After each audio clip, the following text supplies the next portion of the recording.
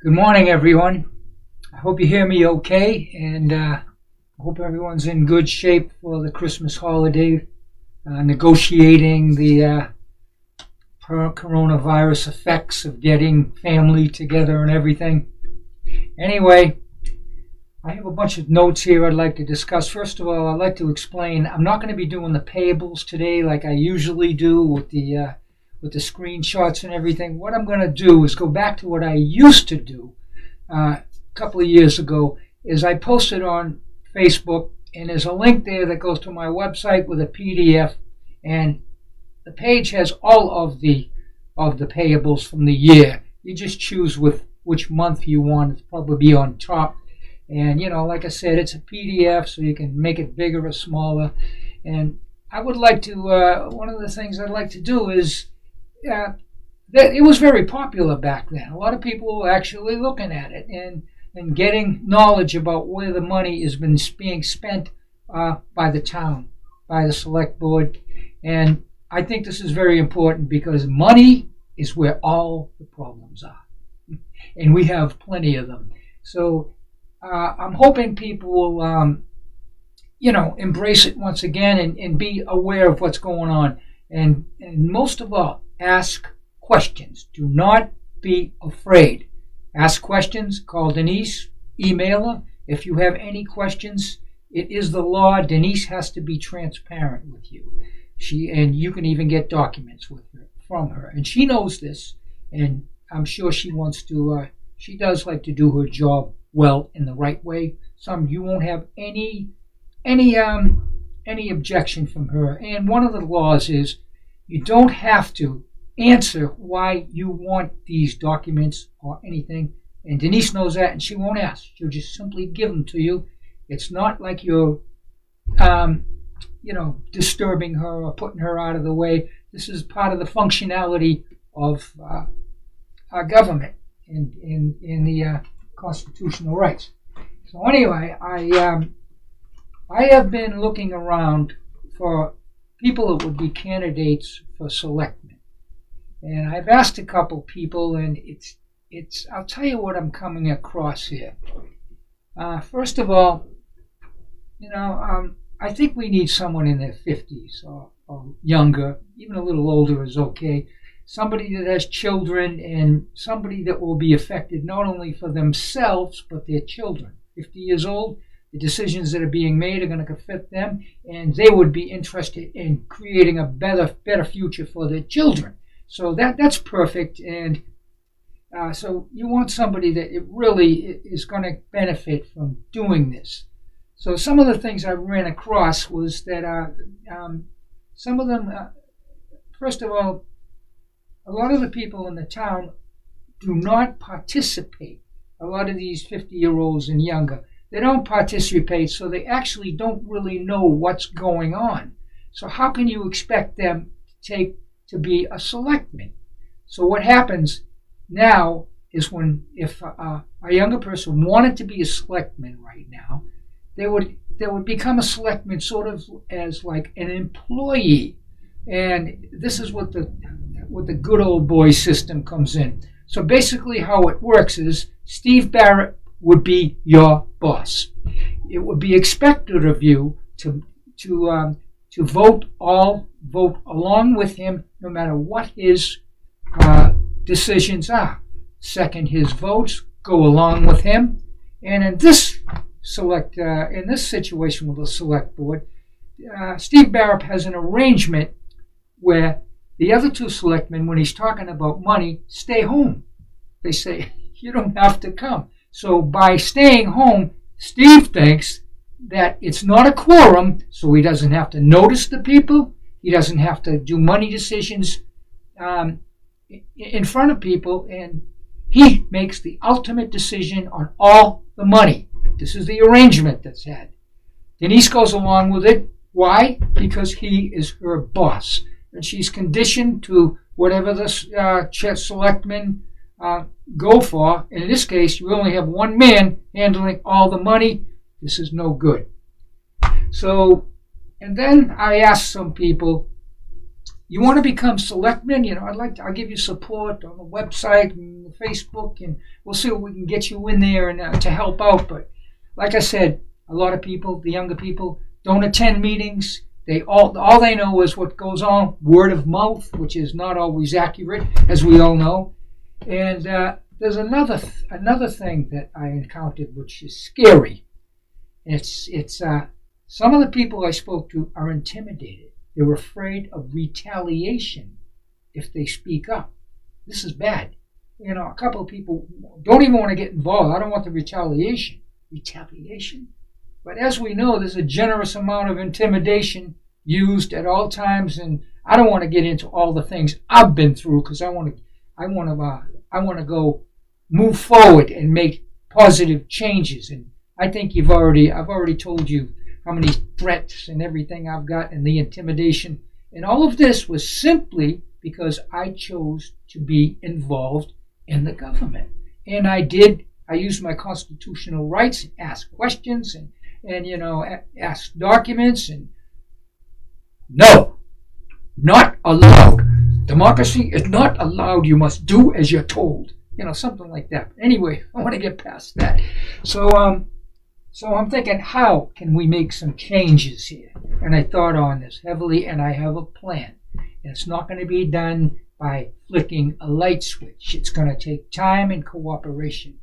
So first of all, I couldn't find anyone to take to stand up and become run against a selectman. Now you must understand, and I think it's common knowledge, nobody ever runs against them. This is scary. So you want a job done right. What do? You do it yourself. So I'm going to run for selectman. And the thing is, if I get to be a selectman, it's not going to be business as usual. Steve Barrett is not my boss. I go in there with a mind of my own. I do things that I think are right and the best for the people. Not because it is expected by Steve Barrett that I will agree with him and second all his motions. No. I'm going to do what I think is right using the laws in the Constitution. So, okay, I guess that cures that, but still, the future generation is what I wanted to do. I mean, I'm 70. I mean, I want someone 50. I have no children. So there's nothing there. And so how am I going to do this? Here is my plan on how we can make the change for a more positive government. We've got to eliminate this 2 selectmen that just come and agree with everything and go home and miss half the meetings, especially about money, so Steve Barrett can control all the money and whatever else is happening. And sometimes they're not even aware. They're not even made aware of what's going on. It's just like, it's terrible. I don't hate it.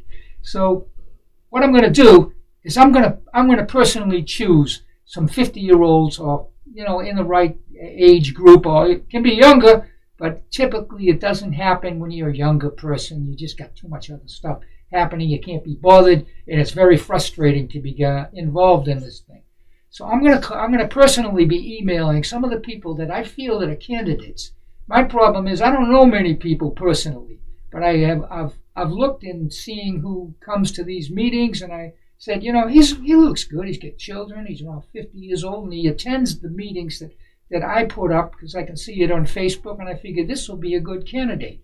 So I'm going to start talking to them, and next year I want them to run. I want every year someone to run for selectmen, and even Denise's job, someone to run for town clerk. It's not against the law, and it's not an insult to Denise.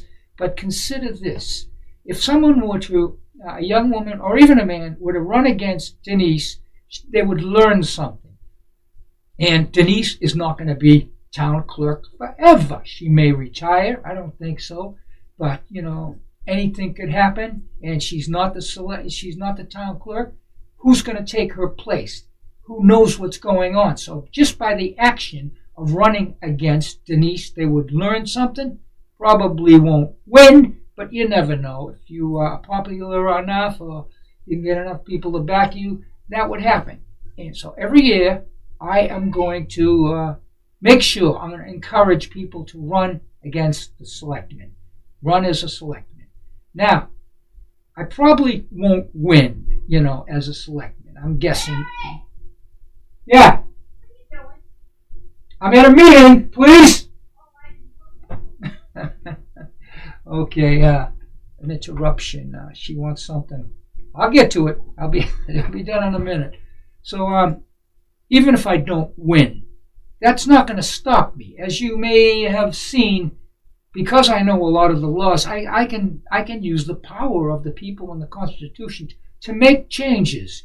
And the only thing I really can't do is I can't bring a motion to the floor, and I can't vote. But I can do so many other things. I can get documents. I can have my own meetings like we're having here. It's legal. It's 100% the right to assembly. And using the laws gives you a lot of power. So that's one of the reasons I started the Learning and Action Committee. Learning. If you can learn, I'm going to teach the people what I've learned from my 5 years of attending all the meetings. I have videos, and I'm going to show you videos and examples of things that I don't think are right and how to change them and the laws that go there. And I'm asking the younger generation to just take a little time every month and come, and hang in with me, and so you can learn something, be prepared for the future. You don't want to sit there on your thumbs and everything starts to change. And, like for instance, the water increase. Nobody was involved. The water increase came as a shock to everyone, and they all come to the meeting to address it. And I learned my dealings with the state level, the Secretary of State and everything, and they say, when you wait for, when something happens like a water increase and it gets signed off, that's it. You can go to the meeting and whine and cry. It's not fair. But the right way to do it is to know what's going on while the decisions are being made. Now then you can make a change. Once it's done, it's over. You can't change it.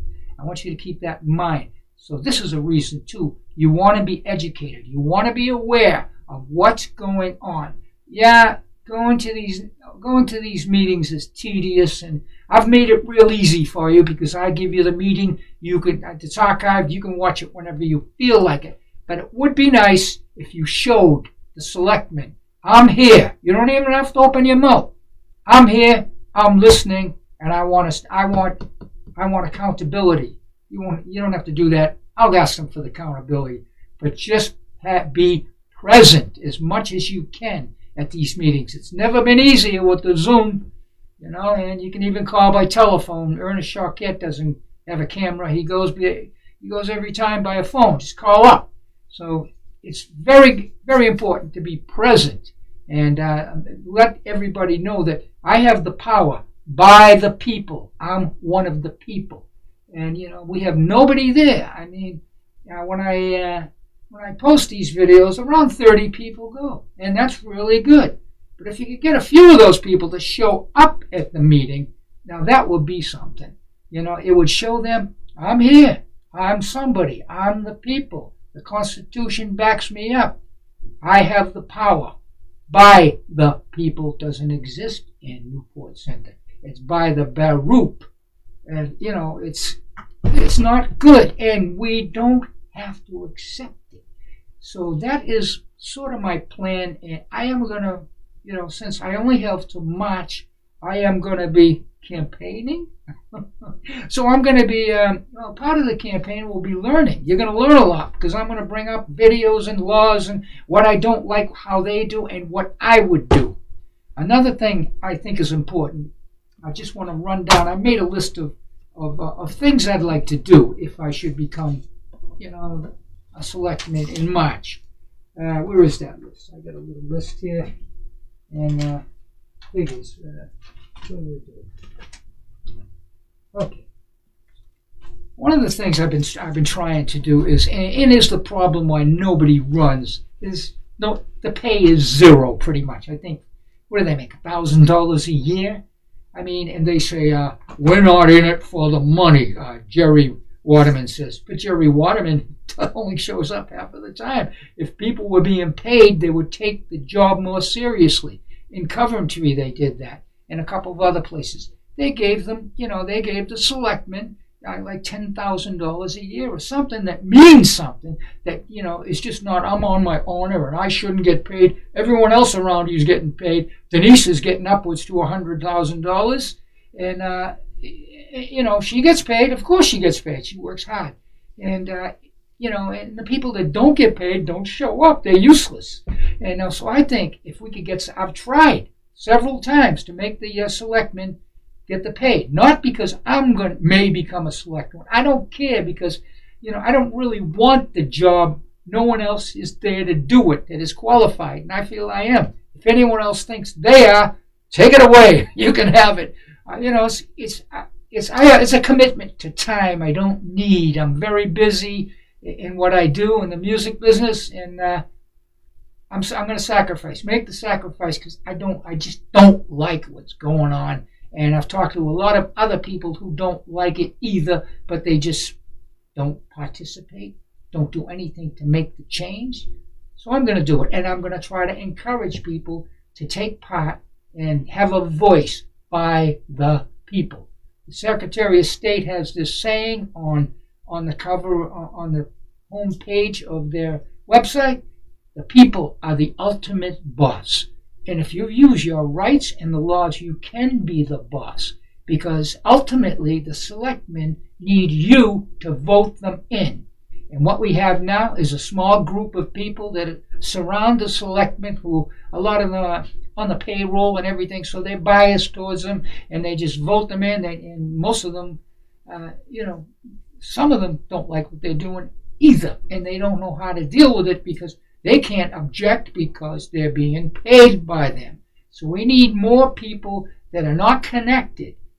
And let's get a group. Let's get started. I'm going to be doing a lot more meetings like this specifically for expenditures and the way things are handled that I don't feel, and a lot of other people have voiced that disapproval of as well. So have a Merry Christmas. Thanks for stopping by, and let's get started. I will start right after Christmas. I don't want to interrupt anybody's enjoyment. And then I'm going to really go to town after the new year. I'm going to be posting a lot of stuff on the website. I'm going to build it up. So anyway, once again, Merry Christmas, Happy New Year, and let's plan for a better local government.